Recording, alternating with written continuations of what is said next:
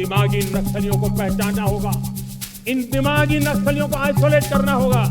मैं आज दिमागी नक्सलियों के बारे में बात करना चाहता हूँ। दिमागी नक्सली कौन है? जब कुछ न समझ में आए तो क्या किया जाए, तो कह रहे हैं दिमागी नक्सल। हेलो मोदी जी के दिमागी नक्सली दोस्तों, ना पढ़ने दूंगा, यही मंशा है इस फ्रॉड 420 और देशद्रोही प्राइम मिनिस्टर नरेंद्र मोदी की। क्या देश में सवाल पूछना, अच्छे स्कूल मांगना और रोजगार की मांग करना अब दिमागी नक्सलवाद बन चुका है? दोस्तों, 15 अगस्त को लाल किले की प्राचीर से देश के प्रधानमंत्री नरेंद्र मोदी ने एक ऐसा बयान दे दिया है जिसने पूरे देश की राजनीति में आग लगा दी है। प्रधानमंत्री ने कहा, इन दिमागी नक्सलियों को पहचानना होगा, इन्हें आइसोलेट करना होगा। इन दिमागी नक्सलियों को पहचानना होगा, इन दिमागी नक्सलियों को आइसोलेट करना होगा। लेकिन सवाल यह है कि यह दिमागी नक्सली आखिर है कौन? क्या बीजेपी सांसद के मुताबिक प्रोफेसर, शिक्षक और लेखक दिमागी नक्सली हैं, या फिर लखनऊ की सड़कों पर उतरे वो छोटे छोटे स्कूली बच्चे जो टूटी छतों और व्यवस्था के खिलाफ चक्का जाम कर रहे हैं, वो दिमागी नक्सली हैं? आज यक्स से लेकर इंस्टाग्राम तक बवाल मचा हुआ है। जनता पूछ रही है, क्या जो अंधभक्त नहीं है वो सरकार की नजर में नक्सली है? आइए आज एक एक बयान की सच्चाई और जनता के गुस्से का पूरा कच्चा चिट्ठा खोलते हैं। दोस्तों नमस्कार, मैं सुग्रीव कुमार। दोस्तों, आगे बढ़ने से पहले एक छोटा सा रिक्वेस्ट है, सुग्रीव कुमार ऑफिशियल को सब्सक्राइब और बेल आइकन को ऑन कर ले। धन्यवाद दोस्तों, चलिए शुरू करते हैं। दोस्तों, लाल किले से प्रधानमंत्री का भाषण खत्म ही हुआ था कि देश भर में इस दिमागी नक्सल शब्द को लेकर भूचाल आ गया। दोस्तों, बीजेपी सांसद बृजलाल का बयान, सबसे पहले बीजेपी सांसद और पूर्व डीजीपी बृजलाल का बयान सुनिए आपकी स्क्रीन पर। मैं आज दिमागी नक्सलियों के बारे में बात करना चाहता हूँ। ये दिमागी नक्सली जंगलों में बेहड़ों में नहीं रहते, ये हथियार लेकर नहीं चलते, ये गोलियां नहीं चलाते, ये सिर्फ और सिर्फ अपना दिमाग चलाते हैं।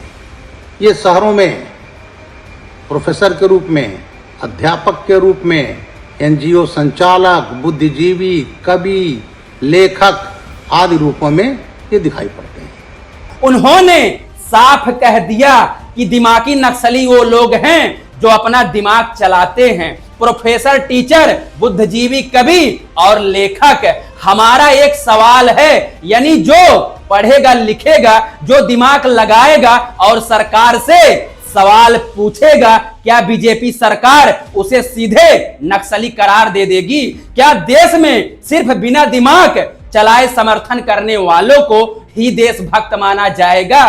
दोस्तों, लखनऊ में सड़कों पर उतरे जनजी अल्फा बच्चे, अब जरा यह वीडियो देखिए। लखनऊ में छोटे छोटे स्कूली बच्चे सड़कों पर हाथ में हाथ डालकर बैठ गए और रास्ते को जाम कर दिया और पूरा हाईवे जाम कर दिया। यूपी के सरकारी स्कूलों की हालात खस्ता हाल है, ना बैठने की जगह है, ना छत, ना पीने का पानी है और ना ही टॉयलेट की व्यवस्था है। जब बच्चे अपने हक और बेहतर स्कूल के लिए सड़कों पर उतरते हैं तो क्या इन मासूम बच्चों को भी सरकार दिमागी नक्सली कहेगी? मैं पूछना चाहता हूं सरकार से।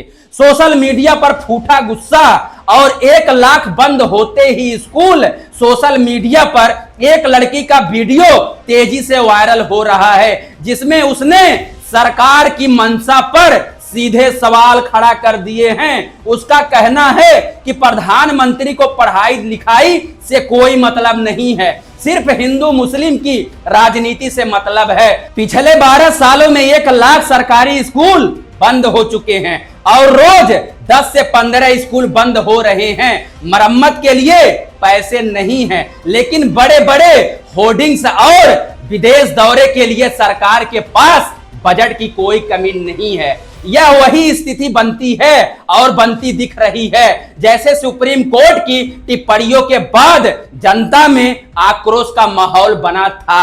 आज देश का युवा समझ चुका है कि शिक्षा और स्वास्थ्य पर बात करने के बजाय ध्यान भटकाने के लिए नए नए शब्द गढ़े जा रहे हैं। और दोस्तों, अरविंद केजरीवाल का तीखा पलटवार देखिए। आम आदमी पार्टी के मुखिया अरविंद केजरीवाल ने इस मुद्दे पर सीधा हमला बोलते हुए कहा है, प्रधानमंत्री के हिसाब से दिमागी नक्सली वो है जो इस देश में सवाल उठाने की हिम्मत करता है, जो अच्छे सरकारी स्कूल, अस्पताल, बिजली, पानी, शिविर और भ्रष्टाचार मुक्त भारत का सपना देखता है, वो मोदी जी के लिए दिमागी नक्सली है। अगर आज भगत सिंह और बाबा साहेब अंबेडकर भी जिंदा होते तो मोदी जी उन्हें भी नक्सली करार दे देते और कहते, अगर देश के लिए आवाज उठाना दिमागी नक्सलवाद है तो मुझे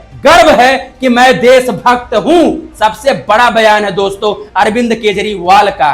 अब दोस्तों उनका बयान सुनिए जो social media influencer Arfa Khanam और रंजना सिंह कह रही हैं। दोस्तों, आरफा खानम शेरवानी का कहना है कि नरेंद्र मोदी और उनकी सरकार का पूरा नैरेटिव अब फेल हो चुका है।